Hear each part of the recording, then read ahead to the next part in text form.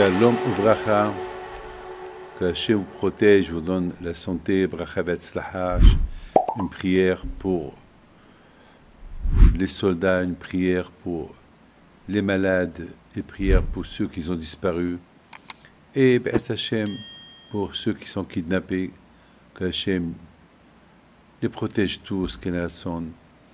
Shela Ma'alot Yisa'ina Harim. מאי אבו עזרא איזה ימם אדוני יושב שמה וארץ חטאנו ומותגלנו עלינו שומרך. הנה אלוהינו ונשען שומע ישראל אדוני שומרך אדוני סלחה על יד ימינך יום השמש גג. לא יקק בלילה אדוני שמך וקרא שמות אשך אדוני. ישמור צאתך ובואך מעתה ועד עולם. Mes amis, on se prépare pour la Iloula de Rabbi Haim Pinto de Casablanca. Vous savez qu'il y a Rabbi Haim Pinto le Grand qui est enterré à Essaouira. Il y a Rabbi Haim Pinto, son petit-fils, qui est mon grand-père, qui est enterré à Casablanca.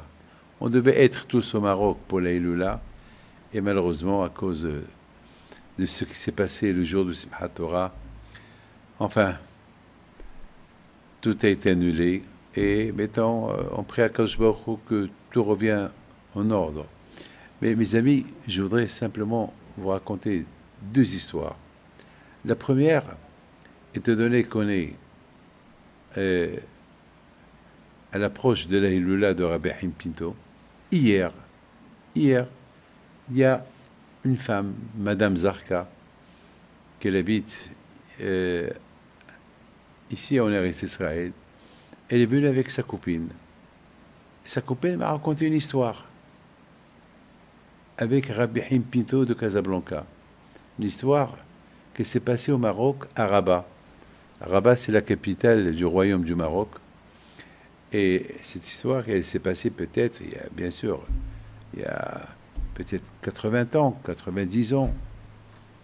Et sa grand-mère, elle raconte que lorsque Rabbi Haim Pinto était en tournée au Maroc, il est parti à Rabat.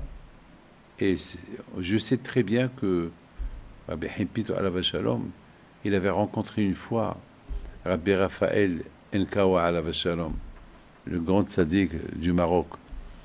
Et il le respectait beaucoup, Rabbi Raphaël Enkawa, à Rabbi Haim Pinto. On a beaucoup des histoires sur les tournées que Rabbi Haim Pinto il a fait à Fès, à Meknes, à Rabat. Mais maintenant, je raconte cette histoire qu'elle m'a racontée, la madame. Et elle me raconte que sa grand-mère était aveugle. Elle était aveugle. Et lorsque Rabbi Haim Pinto était à Rabat, ben, les gens venaient chez lui pour prendre des brachot. Et puis, la grand-mère, elle est venue avec sa mère pour recevoir une bracha de chez Rabbi Haim Pinto. Et Rabbi Haim Pinto, il avait de la peine de voir cette petite aveugle. Il lui dit, alors tu es aveugle, comment tu vas te marier? Bien sûr, une fille aveugle, qui va la marier? Il a demandé, apportez-moi du coton et un verre d'eau. Il lui a apporté un coton et un verre d'eau. C'est ce que la femme hier, elle me raconte, qu'elle a entendu chez sa mère et qu'elle a entendu chez sa grand-mère. Donc, on lui apporte l'eau et le coton. Il trempe le coton dans l'eau et il essuie les yeux de la petite qui était aveugle. Il lui dit, ma fille, ouvre tes yeux. Elle ouvre ses yeux, elle voit. Ça, c'est les miracles que le tzaddik Rabbi Haim Pinto de Casablanca, il a fait. Alors,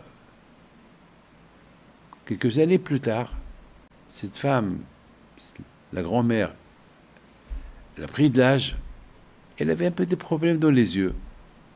Donc, elle l'a pris chez l'ophtalmo. L'ophtalmo, lorsqu'il commence à regarder les yeux, il lui dit, mais un jour, il y avait un moment donné que tu ne voyais pas. On dirait que je vois une grande cicatrice. Il y a une grande cicatrice. Il y a comme quelque chose qui avait dans tes yeux et qui est parti. Et ça fait une cicatrice à l'intérieur. On peut la voir avec une loupe. Il dit oui. Un jour, j'étais aveugle. Et un rabbin m'a mis de l'eau dans mes yeux et je commençais à voir. Il dit, bon, ça c'est dur pour moi de croire, mais tout ce que je sais qu'il y avait, il y a une cicatrice, il y avait quelque chose qui s'est passé il y a longtemps et que ça a disparu. Rabbi Haim Pinto, il avait la Kedusha dans les mains. C'est la Kedusha dans les mains qu'il avait. Mes amis, j'ai écouté aujourd'hui une belle histoire d'une femme, le jour du Shabbat, le jour où malheureusement les terroristes sont rentrés chez elle, à Ofakim, et Hachem Ishmor. Elle a prié Hachem, Hachem, si je reste vivante, je respecte Shabbat. De tous les réseaux sociaux, cette histoire, elle passe aujourd'hui. Elle raconte les deux terroristes avec des mitraillettes. Ils la regardent et elle parlait. Hachem, tu me pardonnes. À partir de maintenant, je ferai Shabbat. Hachem, montre-moi tes miracles. En même moment, il y a un missile qui est tombé chez elle à la maison. Les terroristes, ils se sont sauvés. Elle est restée vivante. Et qu'est-ce qu'elle dit? Elle dit, ça va, le Shabbat dernier, c'était le premier Shabbat qu'elle a respecté. Elle a dit, je sais que c'est Hachem qui m'a sauvé. Je sais que c'est pas le mec du Shabbat. Voilà.